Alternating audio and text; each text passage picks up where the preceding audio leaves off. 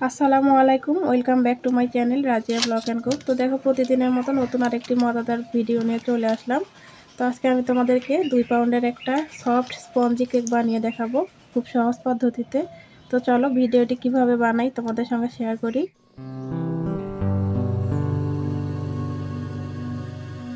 তো 2 pound cake বানানোর জন্য সবার আগে আমি শুকনো উপকরণগুলো ভালোভাবে চেলে নেব। তো দেখো, এখানে আমি 1 কাপ পরিমাণে ময়দা নিয়েছি।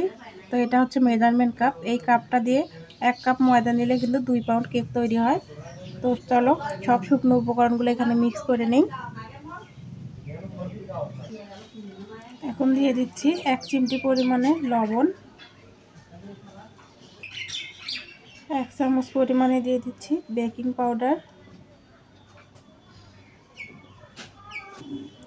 আর দিয়ে দিচ্ছি 4 ভাগের 1 ভাগ হচ্ছে বেকিং সোডা। তো 1 চামচের 4 ভাগের 1 ভাগ আমি এখানে নিয়েছি। তো সবগুলো শুকনো উপকরণ আমি এখানে চেলে নিচ্ছি। তো আমি এখানে 2 পাউন্ড কেক বানাবো, ভ্যানিলা কেক। তো একদম স্পঞ্জি ভাবে। তো তোমরা জানো আমি কেক বানাই বা অনেক কেকের রেসিপি দেখেছো, এটা একদম সহজ পদ্ধতিতে তোমাদেরকে বানিয়ে দেখানোর চেষ্টা করব চুলায়। তো চলো, যে কেউ একবার কিন্তু এই ভিডিওটি দেখলে বানিয়ে নিতে পারবে। তো সবগুলো উপকরণ মিক্স চেলে নেওয়া হয়ে গেছে। তো আমি এগুলো সব একখানে মিক্স করে নিচ্ছি ভালোভাবে। তো কেক বানাতে গেলে কিন্তু অবশ্যই এটা ভালোভাবে শুকনো উপকরণগুলো চেলে নিতে হবে। আর আমি এখন দিয়ে দিচ্ছি গুঁড়ো দুধ, 1/2 কাপ এখানে গুঁড়ো দুধ নিয়ে নিলাম। তো গুঁড়ো দুধটা অপশনাল, তোমরা চাইলে দিতে পারো, না চাইলে দেওয়ার দরকার নেই। কিন্তু গুঁড়ো দুধটা দিলে পরে কিন্তু কেকের টেস্টটা দ্বিগুণ বেড়ে যায়। তো সবগুলো আমি ভালোভাবে মিক্স করে নিচ্ছি। তো চলো এখন ডিমগুলো রেডি করে নেওয়া যাক। তো দেখো, শুকনো উপকরণগুলো মিক্স করা হয়ে গেছে, এটা এক সাইডে রেখে দিচ্ছি। তো এখন চলো ব্যাটারটা তৈরি করে নেই।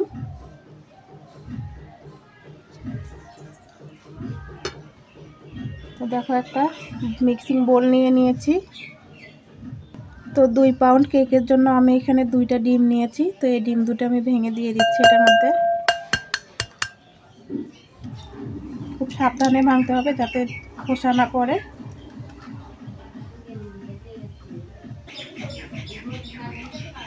তো ডিম দুটো দিয়ে দিলাম। তো এখন এই হ্যান্ড উইস্কের সাহায্যে খুব ভালোভাবে এই ডিমগুলো আমি ফেটিয়ে নেব।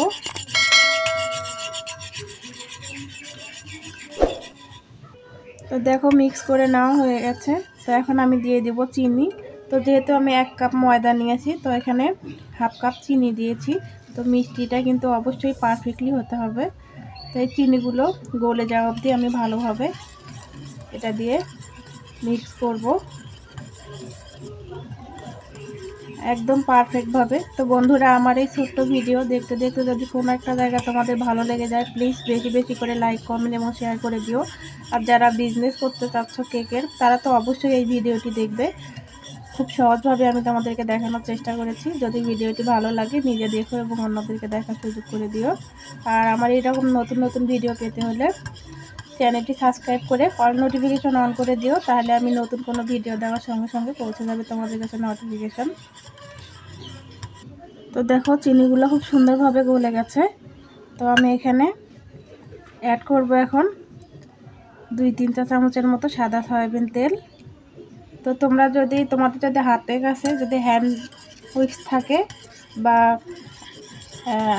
চামচের সাহায্যেও কিন্তু তোমরা এই ব্যাটারটা তৈরি করে নিতে পারো। তো আমি এটা দিয়েই বানিয়ে নিচ্ছি। তো ইলেকট্রিক বিটার থাকলে তোমরা সেটা দিয়েও বিট করে নিতে পারো।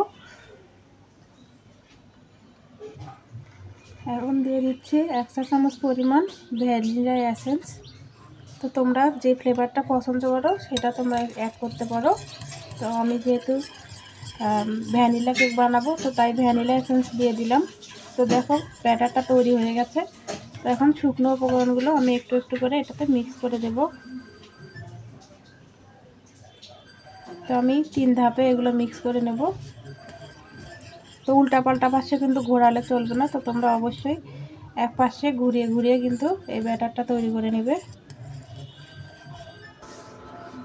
তো দেখো ব্যাটারটা তৈরি করা হয়ে গেছে। তো এই ঘনত্বটা আমি দেখিয়ে দিচ্ছি, খুব বেশি ভারীও না খুব বেশি পাতলাও না, আমি সব কিছু মেপে মেপে নিয়েছি। তো তোমরা মেপে মেপে নেবে, দেখবে পারফেক্টলি একটা কেক বানাতে পারবে। তো দেখো, তো আমি এখন এটা ঢেলে নেব যে পাত্রতে বানাবো।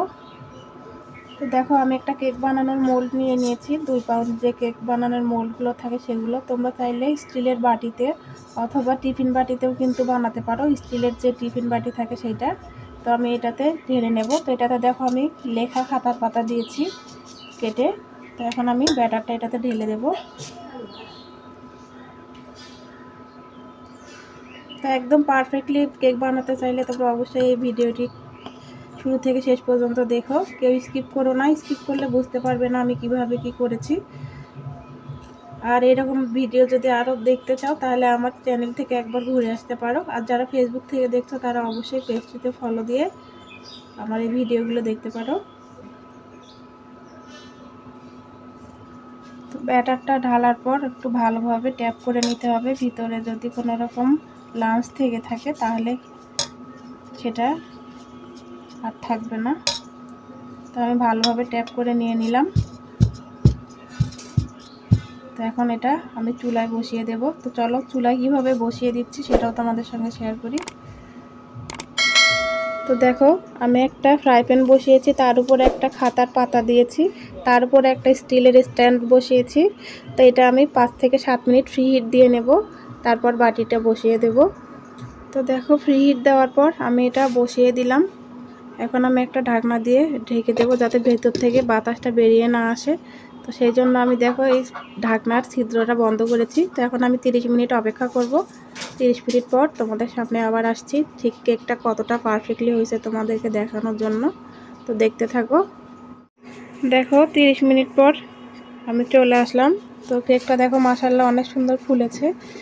তো এখন আমি এটা থেকে নামিয়ে নেব। তো তার আগে আমি তোমাদেরকে চেক করে দেখিয়ে দেব ঠিক কতটা পারফেক্টলি হয়েছে। তো দেখো এই হচ্ছে স্টিকটি ক্লিন আসতেছে, বুঝতে হবে যে পারফেক্টলি এটা হয়েছে। তো এখন আমি নামিয়ে নিচ্ছি, নামিয়ে তোমাদেরকে দেখিয়ে দিচ্ছি। তো দেখো কেকটা কত সুন্দর ফুলছে আর কতটা স্মুথ হয়েছে কেকটি। তো এই কেকটা বেক করার নেক্সট ভিডিও যদি পেতে চাও তাহলে অবশ্যই তাড়াতাড়ি করে চ্যানেলটি সাবস্ক্রাইব করে অল নোটিফিকেশন অন করে দাও, তাহলে আমি যখন এই নেক্সট ভিডিওটি আনবো এই কেকের, তো তোমাদের কাছে পৌঁছে যাবে নোটিফিকেশন। তো আজকে এই পর্যন্তই, আর কথা বাড়াবো না। তো ভালো থেকো, সুস্থ থেকো, দেখা হবে নেক্সট ভিডিওতে। আজকে এই পর্যন্ত, আল্লাহ হাফেজ।